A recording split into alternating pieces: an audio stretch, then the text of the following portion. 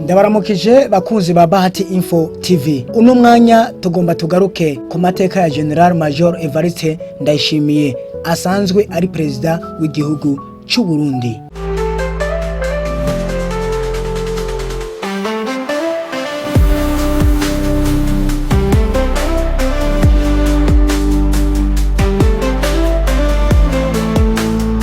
Ubwa mbere na mbere reka duhere ku mavuko n'ubuto.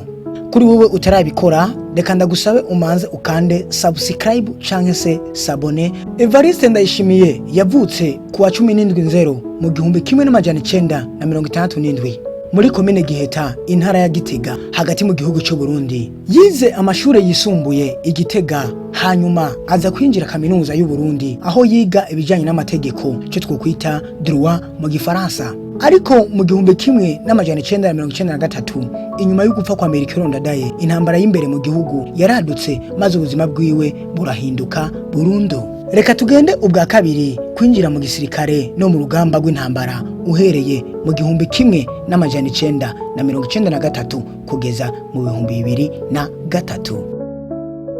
Aho intambara itanguriye Ndayishimiye yari akiri umunyeshure muri kaminuza, ariko yaciye yinjira mu mugwi w'abagwanyi bagwanya ubutegetsi bwariho ico gihe. Yifatanije n'umuhari canke se umugwi wa CNDD-FDD ico twokwita Conseil National pour la Défense de la Démocratie, Force de Défense de la Démocratie. Yifatanije mu mugambwe mu rugamba, yarabaye umusirikare w'umuhinga cyane w'umwizigirwa kandi yubaha amabwirizwa ya gisirikare. Yagiye amenyekana kubera ubufasoni bwiwe, gukunda igihugu no kutica no konona abantu b'inzira karengane. Kubera ubwo butwari yagiye aduga amapete kugeza aho aronka ipete rya Général Major. Ku batabizi no wibutsa neza yuko ntushobora kuduzwa amapete ku buryo ushika ku ipete rya Général Major utabanje kwerekana ubugwaneza n'indero mu vya gisirikare. Reka tuje ubugira gatatu mu bijanye no gusubira mu buzima bwa gisivile ndetse n'inzira ya politike. Mu bijanye no gusubira mu buzima bwa gisivile ndetse n'inzira ya politike kwa Evariste Ndayishimiye asanzwe arongoye igihugu cy'Uburundi. Nanone mu nyuma y'amasezerano y'amahoro yabaye yarusha, CNDD-FDD yarinjiye mu bikorwa vya politike. Evariste Ndayishimiye nk'umwe mu bantu bafise icubahiro n'ubuhanga yahawe amabanga atandukanye muri leta. Mu 2003 yabaye umuyobozi mu biro by'umukuru w'igihugu. Mu mwaka wa 2006 kugeza mu 2007 yabaye umushiranganje w'intwaro yo hagati mu gihugu n'umutekano. Mu 2016 yahawe umwanya ukomeye cyane mu mugambwe uri ku butegetsi aho yabaye secrétaire général wa CNDD-FDD canke se twovyita ko yabaye umunyamabanga mukuru w'umugambwe CNDD-FDD. Aho hose Perezida Evariste Ndayishimiye yagaragaye nk'umugabo w'amahoro w'ukuri n'ufise ubukristo bukomeye muri we. Uyu Perezida w'igihugu cy'Uburundi Evariste Ndayishimiye asanzwe ari umukristo mu ishengero rya Katolika, aho yama avuga ko ubutware budafise Imana ntibugira ico bumaze. Reka tuje kukigira kane kijanye n'itorwa ryiwe nk'umukuru w'igihugu mu 2020. Mu mpera z'umwaka w'2019 CNDD-FDD yamutoye ngo abe umukandida wawo mu matora ya 2020 asubirire inkuru nziza wari umaze imyaka 15 atwaye igihugu cy'Uburundi. Kuwa 20 Rusama mu 2020 habaye amatora rusangi kandi Evariste Ndayishimiye yatsinze ku majwi arenga ibice 38%. Atsinze uwo bari bahanganye cyane yari agatorerwa, yari umukandida w'umugambwe CNL. Igihe yarahejeje gutsinda amatora Evariste Ndayishimiye atararahira niho inkuru nziza wari perezida w'ico gihe yaciye arangiza yitaba Imana. Kubera ico nyene Evariste Ndayishimiye yararahiye vuba kurusha uko byari bitegekanijwe, maze arahirira ku kibuga ingoma c'Igitega nk'umukuru w'igihugu cy'Uburundi. Reka tuje ku ca gatanu intwaro yiwe Uburundi bushasha buriko burubakwa. Akimara gufata ubutegetsi, Général Evariste Ndayishimiye yatangaje ko azoba umukozi w'Imana n'umukozi w'abarundi, atari umutegetsi wo hejuru gusa. Inyigisho n'ibikorwa vyiwe byashimikiye ku kugwanya ibiturire n'ubusuma mu nzego za leta, gukangurira ugwaruka gukora no gukunda igihugu, kuzana ubumwe no gusubiza hamwe abarundi, kwigira no kutarindira imfashanyo z'amahanga, gusubiza igihugu mu mubano mwiza n'amakungu. Uyu Evariste Ndayishimiye yaramenyekanye mu majambo yiwe akunda gusubiramwo. Ayo majambo nayo naya: umurundi wese nafate igihugu mu minwe nticiwe. Iterambere ntigizana n'abanyamahanga, rirubakwa n'abarundi ubwabo. Ayo majambo uko ari abiri yarakunze kuba ayakoresha uhereye mu mwaka wa 2020 kugeza 2025. Reka tuje kuvyo yagezeho uhereye mu mwaka wa 2020 kugeza 2025. Imbere yuko tubandanya n'ivyo, mwomenya ko Perezida Evariste Ndayishimiye yatorewe gutwara manda y'imyaka 7 bitumwe n'ibwirizwa shingiro uko ryahindutse rivuga yuko umukuru w'igihugu azohora atwara imyaka 7, ibiringo bibiri bigiye vyikurikije mu gihe abanyagihugu babandanije bamutora. Kuva atowe, leta yarashize imbere ukugwanya ibiturire ndetse no kugwiza discipline canke se indero mu bakozi ba leta. Yasizeho ikigo cy'igihugu gishinzwe kugenzura amafaranga ya leta. Yarashigikiye cyane bimwe biboneka: uburimyi, ubworozi, ubudandaji bwo mu gihugu hagati. Yafashije gusubiza mu gihugu abahungiye hanze kuva 2015.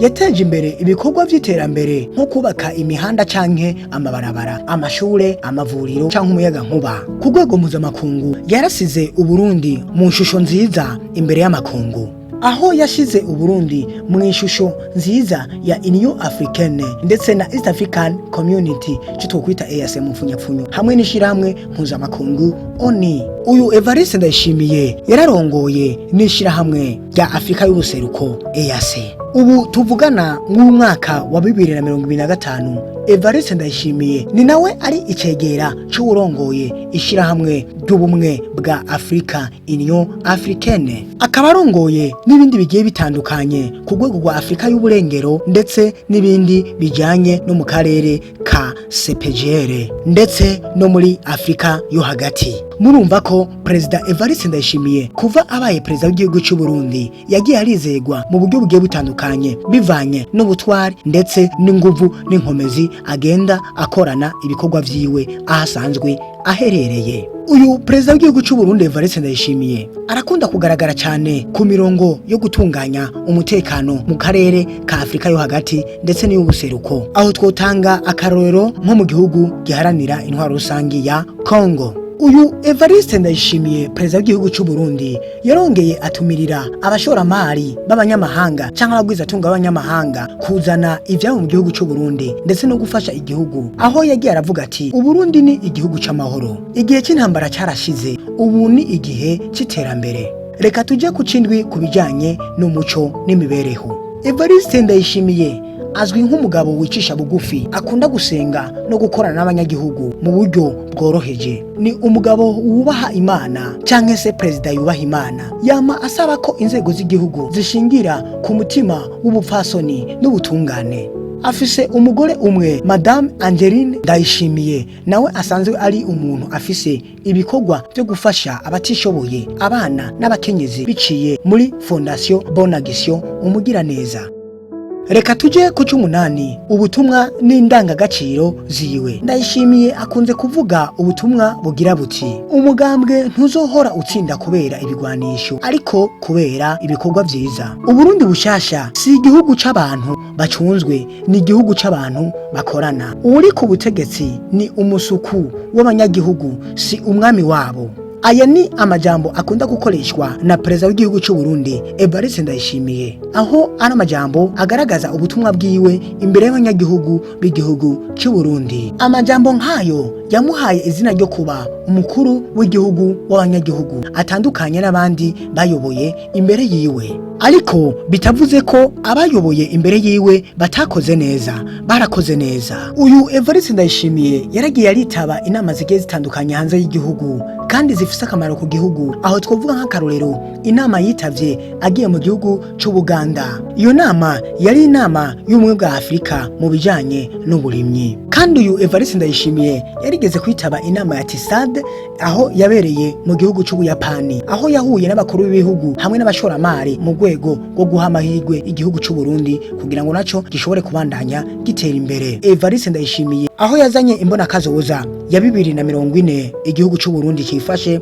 maze mu 2060 igihugu c'Uburundi giteye imbere. Uyu perezida w'igihugu c'Uburundi Evariste Ndayishimiye aheruka gushikiriza ku mugaragaro ababura amatari b'intara nshasha zigiye zitandukanye ndetse na ba mustanteri b'amakomine mashasha agiye atandukanye mu gihugu c'Uburundi, aho no bibutsa ko igihugu c'Uburundi ubu kigizwe n'intara zitanu. Izo nazo ni Gitega, Bujumbura, Buhumuza, Butanyerera ndetse na Burunga. Uyu Perezida Evariste Ndayishimiye mu mwaka yarigeze kuba avuga ati igihugu ciwe cafashe amakuru y'ukuntu igihugu cy'u Rwanda gishobora kuba gifise umugambi wo kugaba ibitero ku Burundi. Ivyo u Rwanda rwarabihakanye, ariko nubwo biruko harabayeho ibiganiro kw'ico kintu.